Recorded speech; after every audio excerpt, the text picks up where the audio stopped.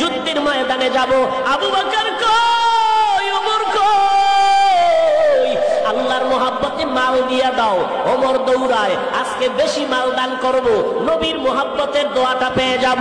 ওসমান গনি দৌড়ায়, আজকে বেশি দান করব, 1 নাম্বার দোয়াটা পেয়ে যাব। ওমর দৌড়ায়, হযরত আলী দৌড়ায়, মাল দিয়া নবীর সামনে হাজির। আল্লাহর নবী হিসাব চাইলেন, ও ওমর কি পরিমাণ দান করলেন? বলে আমার সম্পদের অর্ধেক আমি দান করে দিলাম। ওসমান আপনি কি দিলেন?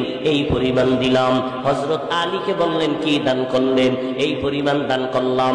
নবী শেষবারে বলেন, আবু বকর আপনি কি দিলেন?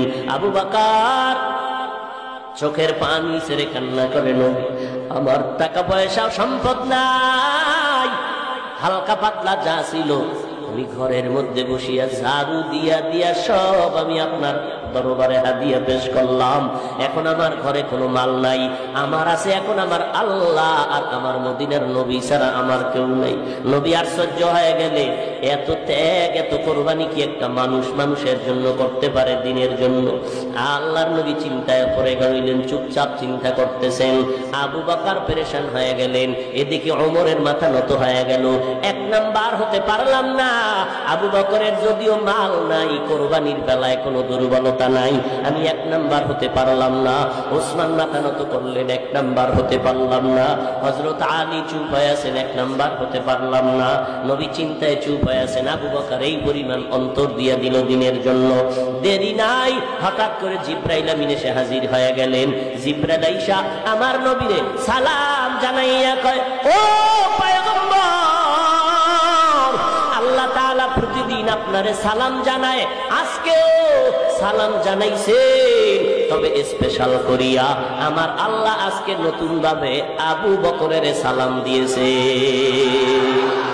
या इलाही मुझसे मुझको दूर करो, ताकि देखो मुझ में तुझको एक नजर।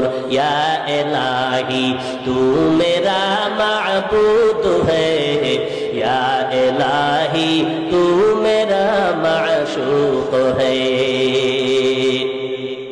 জিবরাইল আমিন আমার নবীর সামনে যখন এই কথা বললেন, মায়ার নবী মুহাব্বতের আওয়াজ দিয়ে বলেন, আবু বকর ভাগ্য আপনার ভালো, কপাল আপনার খুলে গেছে। আল্লাহ তাআলা আমি মুহাম্মদের প্রতিদিন সালাম দেয়, আজকে স্পেশাল করে আল্লাহ আপনাকে সালাম জানাইছেন। আর আল্লাহ জানতে চেয়েছেন আবু বকরের মনের অবস্থাটা কেমন। আবু বকর চোখের পানি ছেড়ে কান্না করে আর বলে, নবী আমার মনের অবস্থা আমি কেমনে বলি? আমি ছিলাম মক্কার জমিনে বড় জাহান্নামের আসামি, আমার মতো খারাপ কেউ ছিল না রে নবী। আজ আমি আপনার সোহবতে আসার পর, আপনার নেক নজরে আসার পর, আজ আমি আবু বকরের কপাল খুলে গেল। আমার আল্লাহ আমাকে সালাম পাঠাইছেন, কি বলবো আর আমার অন্তরের হালাত। ওই আবু বকর নামাজে দাঁড়াইয়া কান্না করেন, ও দয়ার মালিক, আমি কান্নায় বিভোর হয়ে গেলাম। ও নবী আমি কান্না কেন করলাম? জান্নাতে আল্লাহ জান্নাত আমাদের দিয়া জানমাল কিনিয়ে নিলেন। নবী বলে এটা খুশির কথা, জানমাল আল্লাহ নিয়েছেন, জান্নাত আপনাদেরকে দান করেছেন, এটা বড় খুশির খবর। এরপরও কান্নার কি আছে? আবু বকর চোখের পানি ছেড়ে বললেন, পয়গম্বর আমি তো কাপড়ের দোকান দেই, আমি একজন ব্যবসায়ী। আজকে সকালবেলা একজন লোক মহিলা আসলো আমার দোকানের মধ্যে আসিয়া, মহিলা আমার দোকান থেকে বহুদিন আগে একটা কাপড় কিনে নিয়েছিল, ওই কাপড়টা আজকে ফিরাইয়া দিয়া কয়, এই আবু বকর আমার মাল ফিরাইয়া নিয়ে আমার টাকা ফেরত দাও। আমি টাকাটা ফেরত দিতে গিয়া বললাম, আম্মা জান কাপড়টা ফেরত দিলেন এতদিন পরে কেন? মহিলা ডাক দিয়া কয়, রে আল্লাহর বান্দা, তোমার দোকানের কাপড় আমার পছন্দ হয় নাই, আরো আগেই তো দেওয়ার কথা ছিল, পারি নাই, ব্যস্ততার কারণে আমি আসতে পারি নাই।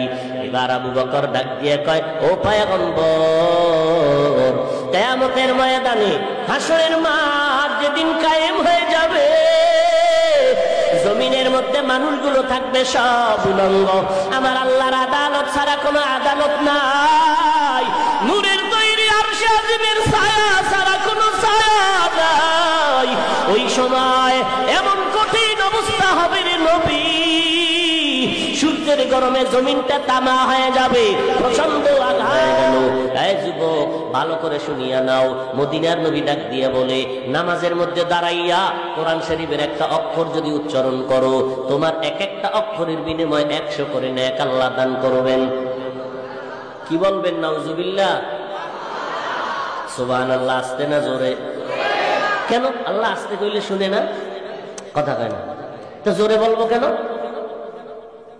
আল্লাহ তো আস্তে বললেও শুনে, তাহলে মাগরিবের প্রথম 2 রাকাতে ইমামকে বলে, ইমাম সাহেব আল্লাহ আস্তে কইলেও শুনে, কেরাত আস্তে বড়, জোরে পড়ার দরকার নাই।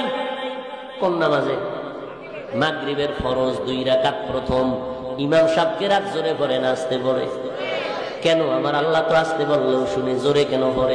চালাকি করবি না, তোর যুক্তি চলবে না। গোলামের কাজ হলো মালিকের কথা বুঝে আসুক আর না আসুক মেনে নেওয়ার নাম গোলামি।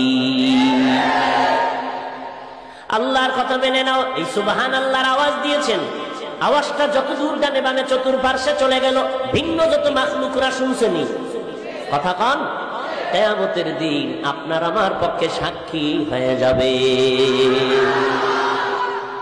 এত নেক রাখবেন কই? কে কয় যে নেক আমল করেই না সে কয় এত নেক রাখবেন কই? ও আল্লাহর বান্দা, আমি তোমাকে জিজ্ঞাসা করি, এত নেক রাখবা কই? তোমার এত নেক কবুল হওয়ার গ্যারান্টি কই? গ্যারান্টি পাইছেন? অথচ জীবনের আমল কবুলিয়তের গ্যারান্টি পাইছেন দুনিয়াতে 10 জন সাহাবা। কয়জন? আর শুনেন নাই? বলেন তো, প্রথম সিরিয়ালে কার নাম? আরো জোরে বলেন। দ্বিতীয় সিরিয়ালে কার নাম? ওমর। তৃতীয় সিরিয়ালে কার নাম? চতুর্থ সিরিয়ালে কার নাম? রাদিয়াল্লাহু আনহুম আজমাইন। এইভাবে আমলের গ্যারান্টি পাইয়া জান্নাতের ওপেন টিকিট হাতে পাইছেন কয়জন সাহাবা? জোরে বলেন। এই 10 জন সাহাবার মধ্যে ইতিহাস পড়বেন ভালো করিয়া। এই আবু বকর, ওমর, ওসমান, আলী সহ এরা এত জান্নাতের গ্যারান্টি পাইলেন, এলেমের মধ্যে এত এলেমওয়ালা তারা। এই জমিনে এখনো তাদের মতো এলেমওয়ালা কেউ নাই, কিয়ামতের আগে কেউ আসবে না। ওমরের মতো এলেমওয়ালা কেউ নাই, কিয়ামতের আগে আসবে।